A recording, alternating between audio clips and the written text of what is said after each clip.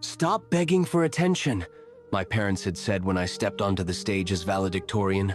I was 18, trembling slightly, holding my diploma like it was a fragile piece of truth they didn't want to face. They clapped politely, eyes cold, lips tight, as if they were applauding someone else entirely. My sister beamed beside them, the golden child, their favorite. My name is Ethan Miller, and at that moment, I understood something clearly.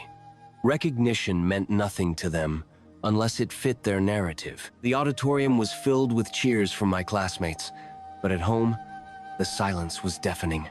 My mother made a comment about how proud she would be when my sister finally graduated college. My father said nothing, staring at the ceiling as if he were imagining someone else's achievements. For years, I had been meticulous.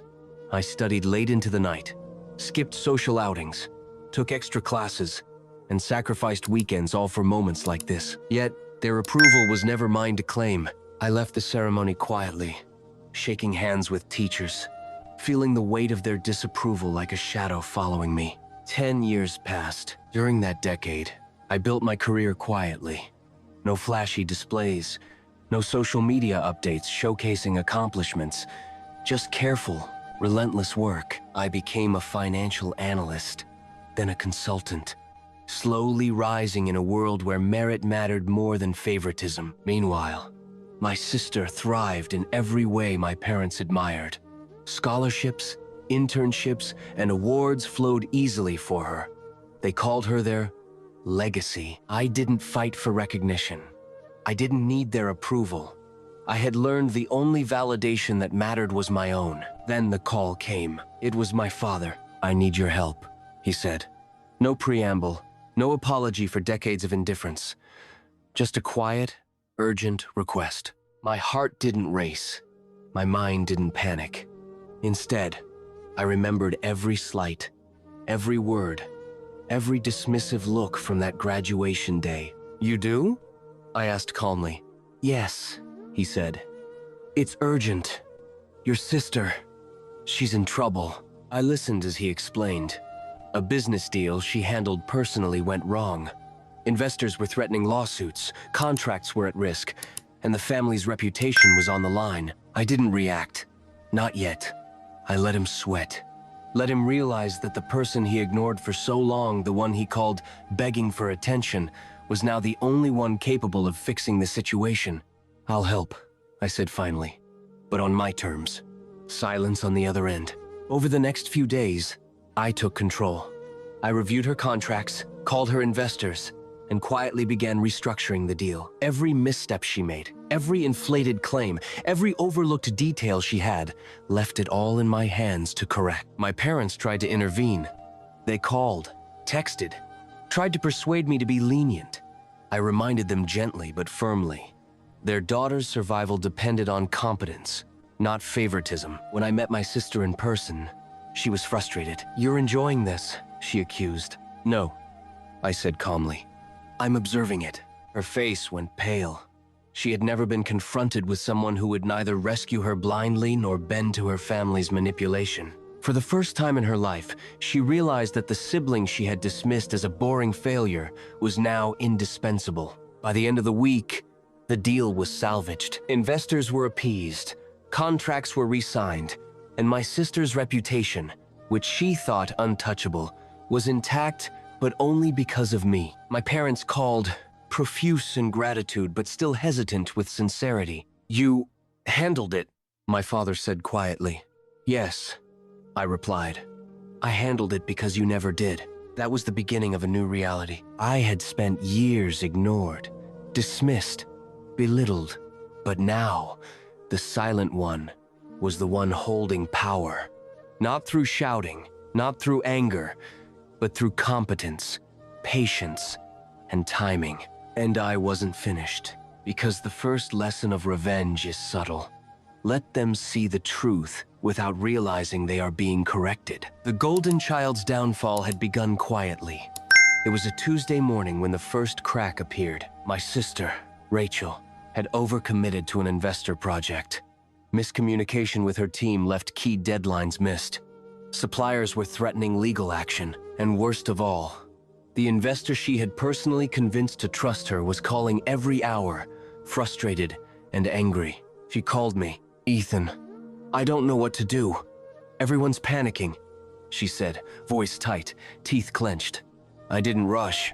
I poured a coffee, sat by my window overlooking the skyline, and let her panic fill the silence for a few moments. Then I spoke. "I'll fix it, but you're going to listen this time. No excuses, no emotions, only facts." Her sigh on the other end of the line was almost audible. For years, she had assumed I was weak, disinterested, a failure. Now she was learning the opposite. Over the next few days, I dismantled the chaos she had created. I reviewed contracts line by line. I contacted the investors personally, offering calm, logical resolutions. I negotiated timelines, payments, and adjusted internal priorities. Rachel watched silently. She tried to interject, tried to explain herself. I stopped her. "This is no longer about saving your pride," I said. "This is about saving reality. Your mistakes are not my responsibility. They are yours. But I'm correcting them because you're incapable of doing so right now." The silence on her line was telling. She had never been spoken to this way, never confronted with her own incompetence without the shield of family bias. Meanwhile, my parents were frantic. They called repeatedly. "Ethan, can you just take it easy on her?" My mother begged. "She's your daughter," my father said. "Don't embarrass her further." I smiled faintly. "I'm not embarrassing anyone. I'm correcting what should have been done years ago." The first time my father realized the irony, he didn't respond. He didn't know how. For all his authority and parental pride, the reality was simple.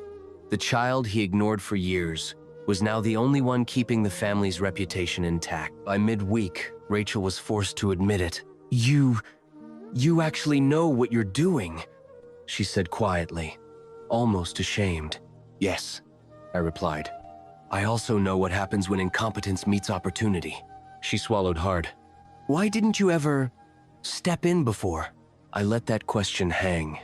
Because the truth was brutal. I didn't step in because intervention without strategy isn't power. Patience and timing are. And now, timing was mine. My parents tried subtle influence. They suggested small favors, offered excuses, pleaded with me to be lenient. I reminded them politely, "Your daughter's position is not negotiable. She either earns stability or loses credibility." For the first time, the golden child saw boundaries she hadn't known existed, and the parents realized boundaries could be enforced by the very child they had dismissed. I let events unfold. I didn't humiliate her publicly. I didn't flaunt my capability. I let gravity function quietly. By the end of the week, investor confidence was restored. Supplier threats were neutralized. The company stabilized under quiet corrections I had implemented. But more importantly, my parents, who had treated me as invisible for decades, were now relying entirely on me. And Rachel, the shining star of the family, had to face a reality she'd never imagined. The failure was now the savior. I didn't gloat. I didn't smile. I didn't even look triumphant. Because revenge isn't about celebration. It's about patience, precision, and letting consequences teach lessons they never learned themselves. And now, the first seeds of power shift were taking root. The family that had ignored me would slowly learn who truly held control. By the start of the third week, the cracks in the family facade were undeniable. Rachel had been forced to hold a press conference to reassure investors and the media about her project. She tried to project confidence, but it was hollow. Her words were precise, almost rehearsed, but her eyes betrayed her panic. Every question reminded her audience and herself that she had been saved by someone else. And that someone else? Me. The calls started immediately, from my mother. "Ethan, she's being attacked online. Please help her." From my father. "You can't let this spiral. Investors are questioning our entire family's competence." I poured a coffee, leaned back in my chair, and let their panic fill the room. I didn't react immediately. Instead, I reviewed the data, reviewed Rachel's timeline of errors, and noted every step I had corrected. Then I replied, calmly, precisely, I'm already managing it. I said, you'll see results. They were silent. For the first time in years, my parents realized the child they called a failure was now the authority. Rachel called later that day. Ethan, you don't have to make me feel worse than I already do. She snapped. I'm not trying to hurt you, I replied. I'm enforcing reality. You either adapt or fail. Your options are the same ones I had when you were being praised for doing nothing. Her voice faltered. She had never faced such clarity from a sibling before. I didn't realize, she began. I know, I said softly. But now you do. Within 48 hours, the first public ripple hit. Financial analysts noted, leadership is being questioned in the Miller family enterprise. Reliance on external consultants may indicate internal mismanagement. Translation.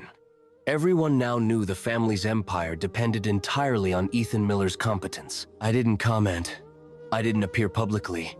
I let the whispers grow louder, and the uncomfortable truth settled. My parents tried private meetings, pleading tone and heavy guilt tactics. Ethan, she's your sister. Please go easy on her, my mother begged. She's our daughter. You can't let her fall, my father added. I listened, then spoke. I'm not being hard on her. I'm correcting what should have been corrected years ago. If she fails now, it's because she hasn't learned. My intervention isn't personal, it's necessary.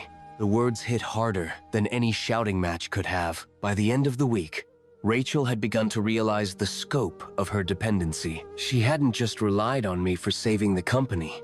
She had relied on me for everything: strategy, negotiation, damage control. The golden child who had once been untouchable now felt fragile, exposed, and powerless. For the first time, my parents were experiencing helplessness. Their own child, the one they had ignored and dismissed, had become indispensable. Ethan Miller, once labeled a failure, was now quietly in control. Not with intimidation, not with anger, but with precision, patience, authority. I set the rules clearly. No unilateral decisions by Rachel. Complete transparency with every investor. Regular updates sent directly to me before public disclosure, and I enforced them silently. By the time Rachel realized, it was already too late to claim autonomy. The power had shifted, and my parents were left to watch. By the fourth week, the family dynamics had shifted entirely. My parents had spent decades controlling the narrative, praising Rachel, belittling me, treating my achievements as inconsequential. But now, the situation had reversed. I wasn't raising my voice. I wasn't demanding apologies. I didn't need to. Control had quietly shifted. I called a family meeting. Not at the office, not over calls, but in the living room of the family estate, the same space where my achievements had once been dismissed. Rachel was first to arrive, visibly anxious. Her confidence had dulled after weeks of seeing her mistakes corrected, without emotion, just precision. My father entered next, stiff, eyes wary. He had realized fully that his authority no longer dictated outcomes. My mother lingered, hesitant, unsure how to navigate the tension. I stood in the center, calm, clean-shaven, composed. Let's go over the numbers, I said simply. They hesitated, not for fear of the details, but because they now realized the person who had been ignored for years was now orchestrating everything. I began walking them through every decision I had corrected, every investor I had pacified, every contract I had renegotiated. Had these mistakes continued, I said, the company would have faced irreparable damage. And yet, you would have continued to assume that your golden child's decisions were flawless. Rachel looked down. She had never been confronted like this before. Her mistakes were no longer shielded by family favoritism. My father cleared his throat. Ethan, you've done more than I could have imagined. But this is your sister's company. You're overstepping. I turned to him slowly. I am stepping into the only space you left open. You never trusted me when it mattered. You ignored me. Now I correct what you left broken. The weight of my words hung heavy in the room. Silence followed. Then came the leverage I had quietly been building. All major investors now trusted me directly. Contracts had clauses that required my approval. Rachel's autonomy was limited by structures she hadn't noticed. My parents' attempts to influence outcomes had become irrelevant. And now, I held the ultimate control not by force, but by circumstance and foresight. Rachel finally spoke, voice trembling. You could have done more than just correct. You could have humiliated me. I shook my head. This isn't revenge. It's accountability. Humiliation is loud. I prefer quiet consequences. You learned faster this way. She exhaled sharply. For the first time, she understood. Her brother, the one they had dismissed, was not just competent, he was indispensable. My father's shoulders slumped. For decades, he had used authority to assert control, believing compliance equaled success. He had misjudged me entirely. You've changed everything, he said quietly. Yes, I replied, and nothing will revert. Not because I seek revenge, but because correction is permanent when done right. Over the next few days, the subtle consequences rippled outward. Investors were more loyal to me than Rachel. Internal management preferred reporting to me. My parents realized that any interference now would undermine the very recovery they had relied on, and all of this was achieved quietly, without public spectacle. By the end of the week, Rachel admitted softly, "I've never had to rely on anyone else like this, and I see now why you were dismissed for years. You were always capable. I just didn't know it." I didn't respond immediately. Silence was my final lesson. The last night of this phase, I walked alone through the estate, the same staircase, the same dining room where my parents had dismissed me, the same chandelier lighting that had highlighted Rachel's success. I paused. For years, I had wanted acknowledgement. I had wanted them to see me. Now, they saw me not as a child, not as a failure, but as the one who held their legacy intact. And for the first time, I realized something crucial. Revenge is not about destruction. It's about establishing permanence. By the 5th week, the shift was complete. The family empire was stable, not under shouting, not under favoritism, but under structure. I had implemented governance reforms quietly. Every major decision required my oversight. Rachel's autonomy was balanced, constrained where her judgment had once failed. My parents' attempts to override decisions were legally neutralized. I didn't celebrate. Power is quieter than you imagine. Permanent authority feels heavy, almost somber. My father called me to the estate for the final conversation. No lawyers, no investors, just us. He looked older, his posture defeated but resigned. "Ethan, I suppose you've won," he said quietly. I shook my head.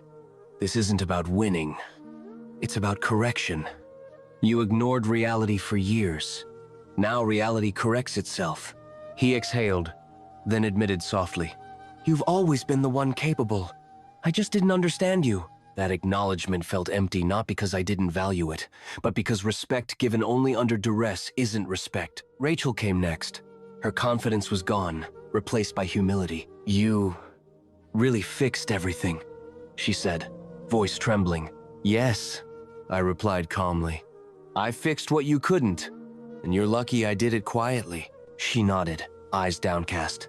For the first time, she recognized her dependence on me not as a sibling rivalry, but as the one who had been consistently prepared, patient, and precise. The public announcement of the restructuring went smoothly. Investors were reassured. Media praised stability, but no one knew the full story, that the child they dismissed as a failure was now the central authority. My parents tried to interject privately. I listened, but no longer reacted emotionally. "You don't need us anymore," my father said quietly one evening. I met his gaze. "I never needed permission," I replied. The difference was clear. I wasn't seeking approval. I was asserting permanence. Weeks later, the family gathered for a subdued dinner. No golden applause, no favoritism, no grand displays, just calm, structure, awareness of the new dynamic. My father, my mother, Rachel, they all understood without being told. The old rules no longer applied. I left that night quietly, driving through the city lights. I reflected. They had called me a failure. They had ignored me. They had celebrated my sister while dismissing my achievements. And yet, I had built quietly, patiently, relentlessly. I didn't shout. I didn't humiliate. I didn't demand recognition. I read the fine print. I acted at the perfect moment. And now, permanence rested with me. Months later, the company thrived under my oversight. Rachel learned humility. My parents learned dependence. And I learned that true power isn't loud. It's quiet. It's precise. It's lasting. Ethan Miller. Clean-shaven, composed, patient, indispensable. They gave my sister $4 million and called me a failure. And in the end, I became the only one capable of protecting the family they almost destroyed. Not through anger, not through revenge, but through preparation, patience, and precision. The lesson they never expected. Failure isn't defined by words, it's defined by what you ignore. And I never ignored the truth.